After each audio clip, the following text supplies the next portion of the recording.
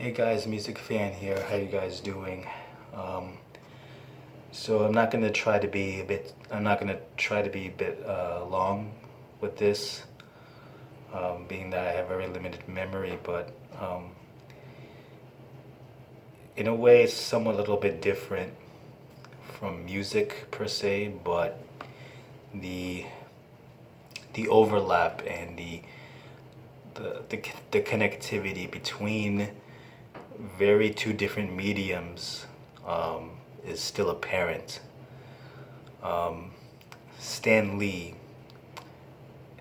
influential, inspiring, one of the most greatest human beings to have graced not only the medium of comic book characters and animation, but even movies, TVs, films, cameo appearances, has passed away. He was age 95. Um, Up until now, I don't have any sources on me to say the cause of death of his death, but if I were to make a very lucky guess, it would be natural causes. I would not be surprised, as should any of us be surprised, that he lived to that particular age. Like I hope to live to that age and have lived a good life. But back to, I digress. Like I can't really say of like all the accolades and all the awards and just like how insurmountable his influence is, not just to the medium of comic animation, but through, as I've said before, films, TV, cartoons, animation, acting, cameo appearances. Like, I mean, there's a whole like I'd I'd just be regurgitating points and you know sentences and paragraphs of what millions and millions and millions of people have said about Stan Lee throughout the decades and will continue to do so.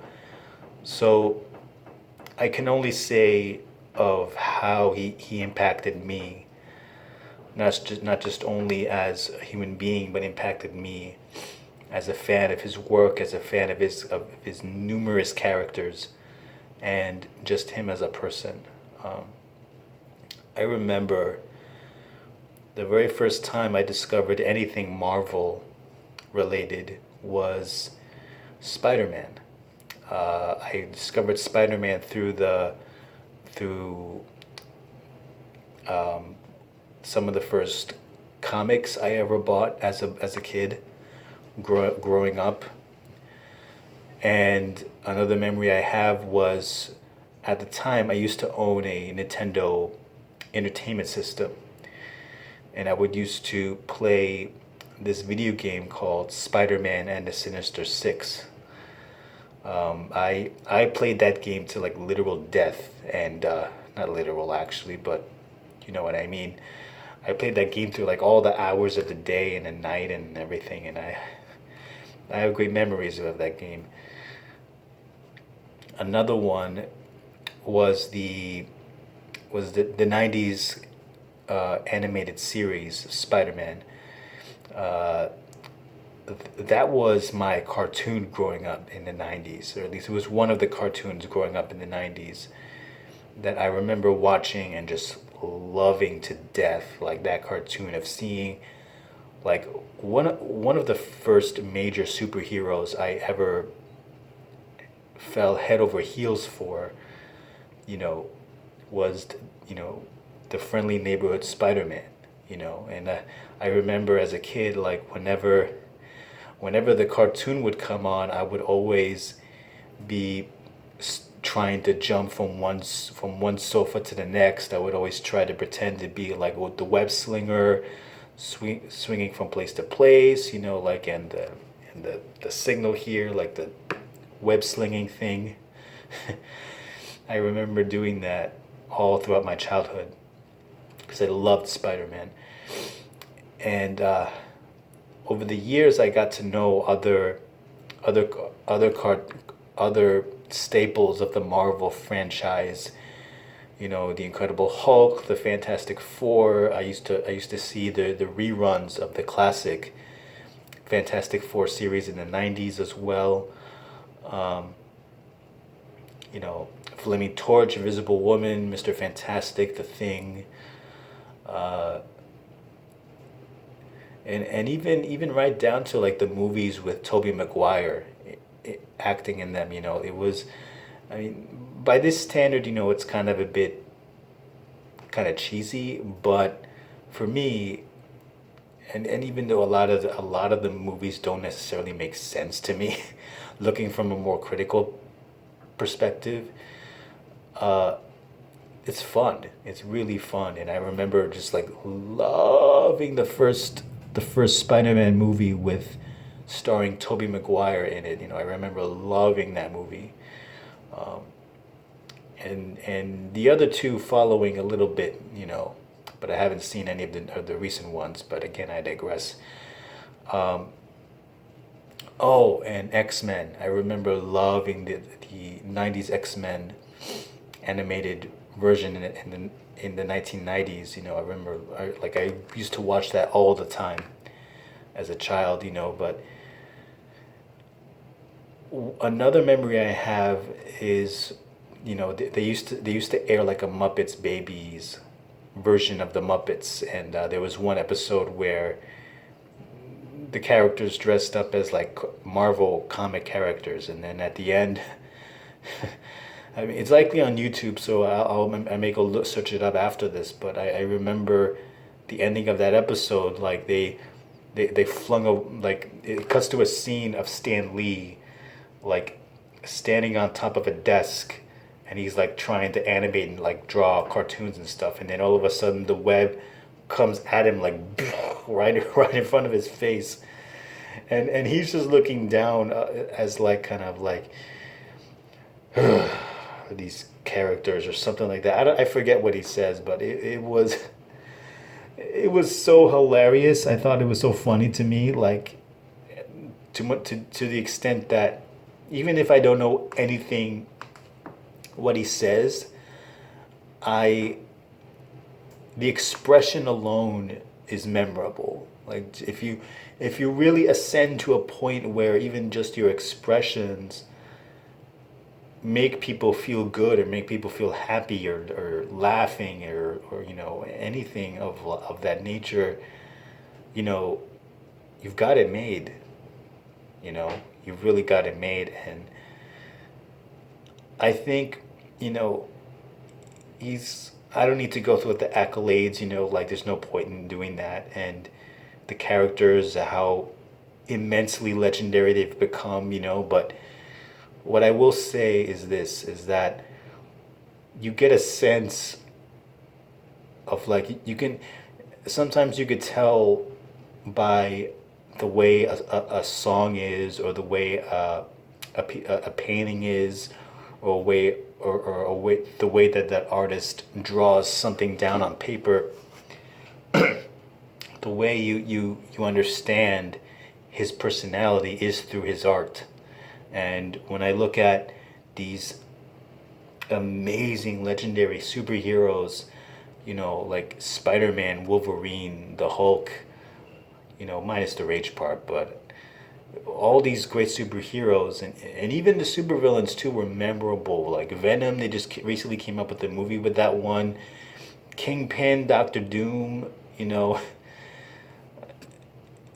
you know, you get a glimpse of like his personality through all those characters in some way, but especially with the heroes, you know, like you get the sense that Stan Lee was such a altruistic, very kind and gentle, and yet at the same time he had this sense of heroism inside of him, like and this sense of like, you know, we can do it, you know, we can plow forward, and we can, you know, set our mind to anything, you know, for the greater and common good, you know. And of course that legendary word, Excelsior, legendary word, and he's he's as quintessential and as vital and as entrenched in the cornerstone of American culture, like Elvis, Michael Jackson, to even baseball. I forgot to say Bruce Springsteen, uh, and hot dogs. Like he's as American in that sense as those other iconic people and iconic pastimes and commodities as though as they are. And but Stan Lee,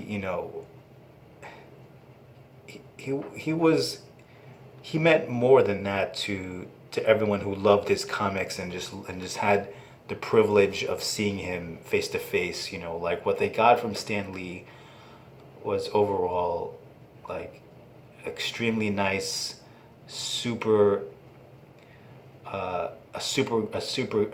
literally a Superman, and a man who was just really kind to the core, a hero at his core, and just you had no BS with him. You know, not only was he what you see is what you get, but what you also received was like everything was gonna be all right. You know, everything was gonna be fine. Like there's no reason to be sitting down and depressed and everything. Like that one word, Excelsior. And I'll close with this. It's a quote that I never knew that he said up until I saw this on someone's Facebook feed, and I don't remember word for word, but it went something like, you know, when I used to work in the entertainment industry, I would used to look at plumbers and medical people, medical doctors and construction workers, and I would feel very embarrassed because they were doing very important things, and yet here I am in in stuck here, and you know I feel embarrassed, and but when I looked at it, when I saw it in another way, um, I realized that if I didn't entertain people, or if I don't do a service to people as integral as medical and medicine and construction and et cetera, et cetera, et cetera, if I don't entertain people, people are just gonna, jump off a bridge or something. So, I mean, this is like his words, not mine. It's important that I give this service to people, and at the end of the day, that's all that matters. That I entertain people and use that talent, and that hearing that from the man himself, not directly, but through that quote, it just gives me I needed to hear that. Like really, I needed to hear that. Like I mean, I was in a similar kind of rut myself, and you know, it may change or something, but I don't have to feel so guilty. I don't have to feel so bad of like thinking that, you know, like this particular career that I'm going into, like, oh, it sucks, like everyone else is better off than me and blah, blah, blah, blah, blah. But ultimately, at the end of the day, it's just like anything else. It's a service to other people. And what did Stanley do? I mean, he served through entertainment. What does Spider-Man do? What does Captain America do? What does Iron Man do? They serve people for the common good. And I'm very sad in terms of me being a little kid inside, but if there's anything that I can take of solace from this, it's he's now reunited with his wife. And it's sad, but it's a thought that makes me feel better, that at least he has that.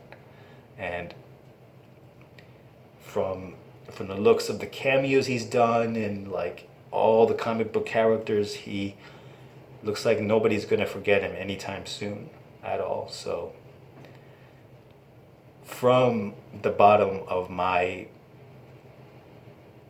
7-year-old heart, I want to say thank you very much, Mr. Stan Lee, for giving me hope, giving me strength, and giving me the courage to not only be entertained, but also to find meaning in my life and to create memories that will last me and millions of others of your fellow artists that you've inspired over the decades, that will leave an imprint and a mark that will last forever. So I'd say rest in peace, but instead, no. This time I'm going to say, God bless you, Stan Lee. I love you.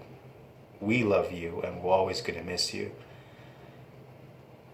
But you'll be with us forever. Excelsior. That freaking sucked. Excelsior! Take care, guys. God bless you, Stan Lee. See you guys later.